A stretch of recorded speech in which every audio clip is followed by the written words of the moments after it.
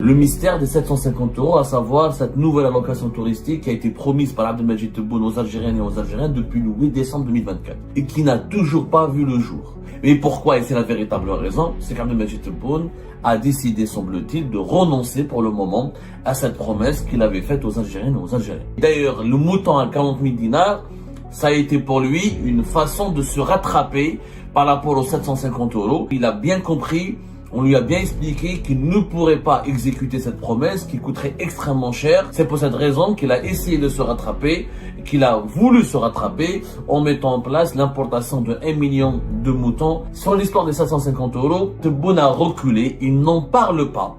Il n'est plus pressé de les mettre en place. Tebboune a compris qu'il ne pourrait pas le mettre, ni maintenant, ni d'ici le début, ni maintenant, ni pour le début de l'été. Maintenant, s'il met en place l'allocation touristique avec un dinar plus faible, avec des revenus en devises plus faibles à cause de la chute des prix des hydrocarbures, avec une économie mondiale perturbée, des tensions économiques importantes dans le monde à cause de la guerre commerciale de Donald Trump, ça serait un énorme gâchis financier pour l'État algérien. L'Algérie n'a pas les moyens.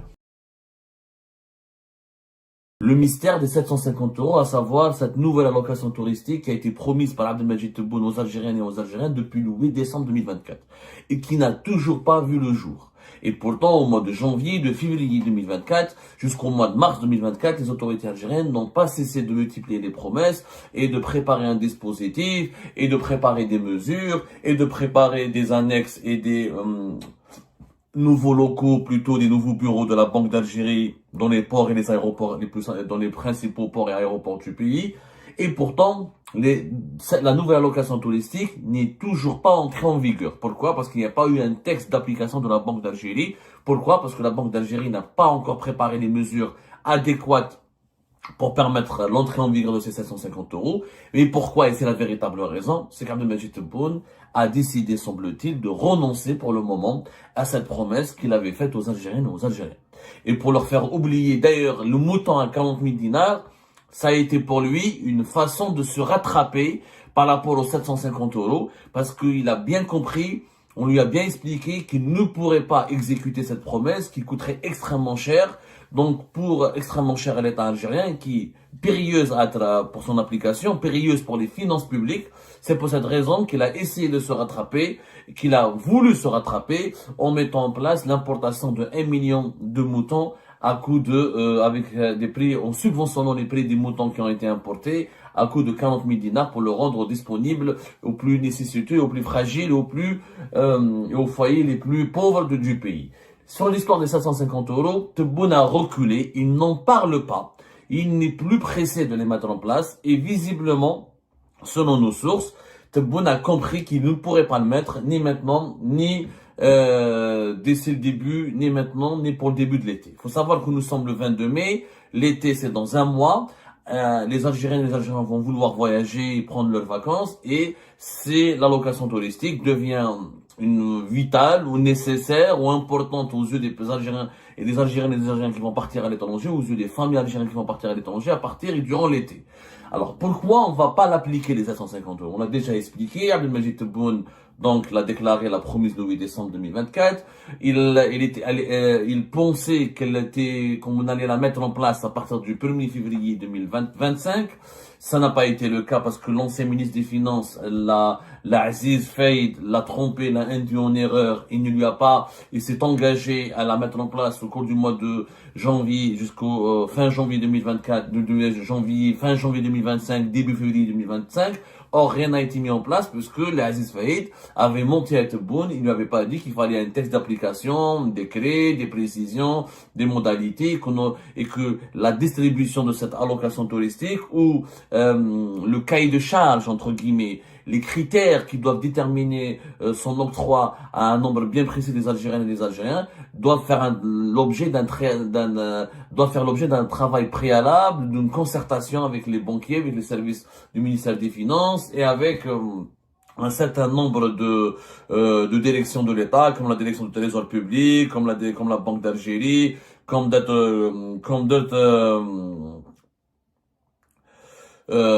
d'autres institutions importantes du pays qui ne sont pas préparées pour pouvoir offrir convenablement, selon un circuit bien contrôlé et bien organisé, cette fameuse allocation touristique, cette fameuse nouvelle allocation touristique de 550 euros. Donc, Tebboune s'énerve, rappelez-vous, le 2 février 2025, il a limogé l'Aziz Faïd, il a nommé un nouveau ministre des Finances qui doit s'occuper de ce dossier. Ensuite, il y a eu le Ramadan. Donc, on lui a dit, Tebboune et son gouvernement, ils se sont entendus de reporter cette question de l'allocation touristique après le mois du Ramadan. Sauf que, qu'est-ce qui s'est passé après le mois du Ramadan? Rebondissement mondial. Donald Trump déclenche une guerre commerciale avec le monde entier, notamment avec la Chine, etc., à partir du 2 avril 2025, puisqu'à partir du 2 avril 2025, Donald Trump décide de lancer une guerre commerciale et d'appliquer des droits de douane sur l'ensemble du monde, et notamment un nombre incalculable et considérable de pays à travers le monde, que Donald Trump voulait sanctionner parce que ces pays-là n'importent pas ou n'achètent pas suffisamment de produits américains, alors que ils exportent beaucoup de leurs produits à l'étranger. Rappelez-vous ce qui s'est passé. Donc, à partir du 2-3 avril, le monde entier a été ébranlé par la guerre commerciale qui avait été lancée par Donald Trump, qui a voulu donc changer ou chambouler l'ordre économique mondial afin de imposer aux autres pays du monde d'acheter davantage de produits américains et de réduire le déficit commercial des États-Unis d'Amérique. Ce sont des droits de douane qui ont été imposés à 185 pays et territoires à travers le monde. Donc ça a bousculé, comme l'ont dit les experts, des décennies de politique économique internationale, des décennies d'économie mondiale ou des décennies de politique de commerce international. Qu'est-ce qui s'est passé à la suite? Les prix du baril du pétrole se sont effondrés. Et le baril du pétrole, depuis le mois d'avril 2025, il est sous la barre des 70 $. Aujourd'hui même où je vous parle, on est le 22 mai, pratiquement presque 2 mois après, 1 mois et 20 jours, voilà, 1 mois et 20 jours, voilà, on va dire, le baril du pétrole est à 64 $. Le baril du pétrole, il a extrêmement reculé depuis le début de l'année 2025 à plus de 14,15%, 14%. Depuis 1 mois, une chute de 5%. Depuis 3 mois, une chute de 14%. Depuis une année, le prix du baril du pétrole a chuté de plus de 21%. Le problème, c'est que cette situation, cette nouvelle configuration économique internationale a complètement chamboulé les calculs de Abdelmajid Tebboune et de son gouvernement. Pourquoi? Parce qu'avec un baril de pétrole à moins de 70 $, l'Algérie, elle est dans le rouge. Pourquoi? Je fais de la pédagogie à chaque fois, je vous dis pourquoi. Parce qu'il faut que les Algériennes et les Algériens comprennent que la question d'aller 750 €, ce n'est pas une simple question c'est pas une question d'argent, d'encaissement, la banque, où je mets 700, c'est pas aussi facile que cela. Distribuer des devises à toute une population, sans calcul économique, sans stratégie économique, sans une véritable vision à long terme et à moyen terme, c'est tout simplement une conduite catastrophique de la gestion des finances publiques d'un pays. Donc, quand le prix du dollar a chuté, quand le prix du baril du pétrole a chuté, quand le prix du baril du pétrole a chuté au-dessous des 70 $ depuis le début du mois d'avril, calculé depuis le début du mois d'avril 2025, le prix du baril du pétrole, il est resté à moins de 70. Il faut savoir, c'est une catastrophe, même jusqu'à 58 $ récemment. Ça a été jusqu'à même 68 $. 58 $, au-dessous de 60 $ par rapport à l'année dernière où il était autour de 82, 83, c'est quand même une chute terrible. La loi de finances en Algérie, elle a calculé le prêt de référence, la loi de finances en Algérie 2025 qui assure la gestion et la distribution des budgets de l'État et la répartition des budgets de l'État et qui assure le fonctionnement économique et financier du pays, elle a établi comme prix de référence du baril du pétrole à 60 $. Mais elle espérait que les prix du marché seraient maintenus à 70 $. Donc l'État algérien, pour faire sa loi de finances, il a dit que voilà, je vais gérer les finances du pays en fonction d'un baril de pétrole de 60 $. Mais sur le marché, entre les prévisions de l'État algérien étaient que le baril va se maintenir autour de 70 $.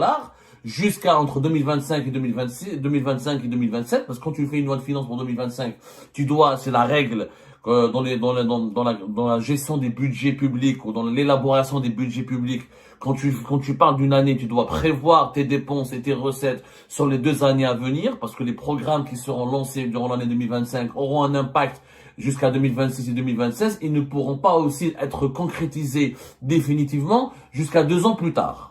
C'est ça, la gestion de l'argent public, elle a des spécificités, elle a des caractéristiques. Gérer l'argent d'un État, c'est pas comme si gérer l'argent d'une épicerie ou d'une famille ou d'un foyer ou d'une petite entreprise. C'est un État, notamment un État d'un pays, un État en charge, en responsable d'un pays de plus de 47 millions d'habitants et prochainement 50 millions d'habitants. Donc il y a des obligations de gestion publique et des obligations à la fois éthiques, morales, mais surtout des obligations comptables auxquelles il faut se conformer pour élaborer les lois de finances. Donc, le baril il est depuis le mois d'avril à moins de 70 dollars.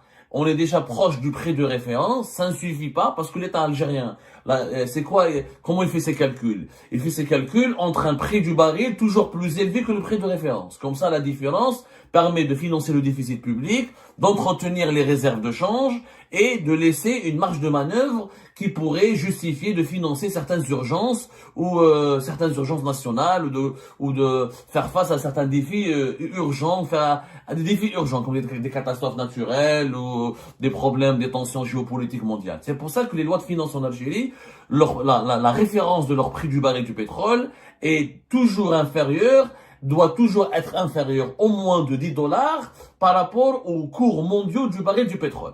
Vous allez me dire, mais Abdou, alors j'essaie de faire de la pédagogie, même si certains Algériennes et certains Algériens le savent. On utilise pour les lois de finances en Algérie comme référence le prix du baril du pétrole parce que nous sommes un pays rentier, parce que 96% de nos recettes en devises, c'est le pétrole et le gaz. Et le baril du pétrole, c'est la référence mondiale, y compris pour le marché du gaz. Même si dans le marché du gaz, il y a une tendance depuis 2020 à se détacher du marché du pétrole, il n'en demeure pas moins que dans le panier des produits énergétiques, c'est le pétrole qui domine, c'est le pétrole qui est la référence, et un baril de pétrole très bas influence tôt ou tard les prix du gaz, du charbon et des autres produits énergétiques qui seront appelés à chuter si le pétrole chute, parce que c'est la référence du panier des produits énergétiques. C'est pour ça qu'on utilise la référence du baril du pétrole. Comme nous sommes dépendants des hydrocarbures, donc nos lois de finances, nos finances publiques en Algérie sont établies, sont calculées, sont prévues,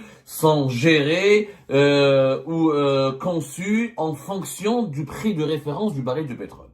Donc, depuis le 2 avril, tout a changé pour Tebboune. Tebboune a compris que Donald Trump et son administration vont aller loin dans cette guerre commerciale, que l'ordre économique mondial va connaître des chamboulements importants, que certaines prévisions et expertises affirment que si Donald Trump relance encore une fois sa stratégie d'affrontement commercial avec la Chine et les autres pays qui ne voudraient pas se plier à ses exigences, le prix du baril du pétrole va chuter encore plus, il va revenir encore au-dessous des 60 dollars, et que comme les États-Unis d'Amérique veulent augmenter rapidement et massivement la production de leur pétrole de schiste, de leur gaz de schiste, il y aura une offre mondiale encore plus disponible. Et là, Tebboune a compris que le baril du pétrole, les prix du baril du pétrole et comme du gaz sont inévitablement appelés à chuter, à baisser encore davantage.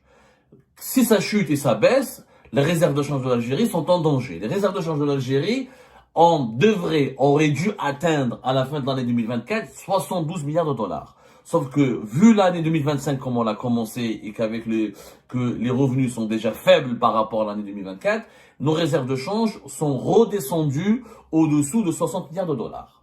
Donc, regardez les paramètres financiers qui sont à la disposition du président algérien. Des réserves de change de moins de 70 milliards de dollars. Des réserves de change qui vont encore chuter, puisque les revenus du pétrole et du gaz vont chuter en 2025 par rapport à 2024. Donc l'État algérien, pour financer certaines dépenses en devises, pour combler ses déficits, pour acheter des armes, des produits agricoles, des matières agricoles premières, des matières agricoles essentielles, indispensables à la population algérienne, pour les médicaments, pour certains composants, pour certaines machines industrielles, il est obligé de puiser dans les réserves de change. C'est-à-dire que les réserves de change vont baisser encore plus durant l'année 2025. Les prix du pétrole vont baisser les prix ont baissé, sont en train d'emprunter une courbe très descendante et inquiétante, avec un scénario cauchemardesque de voir le baril du pétrole plus bas que la barre des $60 jusqu'à même $50. Des tensions économiques et géopolitiques mondiales très vives qui pourraient encore aggraver la chute des prix des hydrocarbures. Quand le pétrole baisse, encore une fois, le prix du gaz ne résistera pas, il va baisser. Et que nous, plus de 60% de nos exportations, c'est du gaz. Et encore une fois, 96% de nos ressources, de nos revenus, de la source de nos revenus en devises, c'est le pétrole et le gaz. Donc, la conjugaison de ces trois paramètres a obligé Abdelmadjid Tebboune d'oublier les 750 euros. Pour une raison simple. Nous avons 3,5 millions d'Algériens qui partent uniquement en Tunisie. Les Algériens qui partent en vacances ou qui se déplacent l'été sont pratiquement de 4 millions. 4 millions et quelques. Ça peut atteindre les 5 millions si on compte les pèlerins, les déplacements familiaux, intrafamiliaux. Donc si on met en place la nouvelle allocation touristique des 750 euros, ça va coûter à l'État algérien entre 3,7 milliards jusqu'à 4 milliards et quelques de dollars. 3,7, 3,8 jusqu'à 4 milliards, jusqu'à 4 milliards et demi de dollars. Voilà. Ça peut aller même jusqu'à 5 milliards de dollars s'il y a des dérives, s'il y a des processus de contrôle, c'est le processus qui a été mis en place pour contrôler la distribution et le déblocage ou l'octroi de cette nouvelle allocation touristique n'est pas vraiment bien huilé et strict et sévère. Donc, au bas mot, 3,7, 3,8 jusqu'à 4 milliards et demi de dollars. C'est énormément d'argent pour l'État algérien. Ça veut dire qu'il doit les prendre des réserves de change. Parce que les devises qui vont être financées, l'allocation touristique, ce sera 750 euros au taux de change officiel. Or, la valeur du dinar, elle est en train de chuter. La valeur du dinar, c'est la véritable valeur du dinar, c'est le taux de change parallèle. Pas le taux de change. Le taux de change officiel, c'est le dinar qui est subventionné.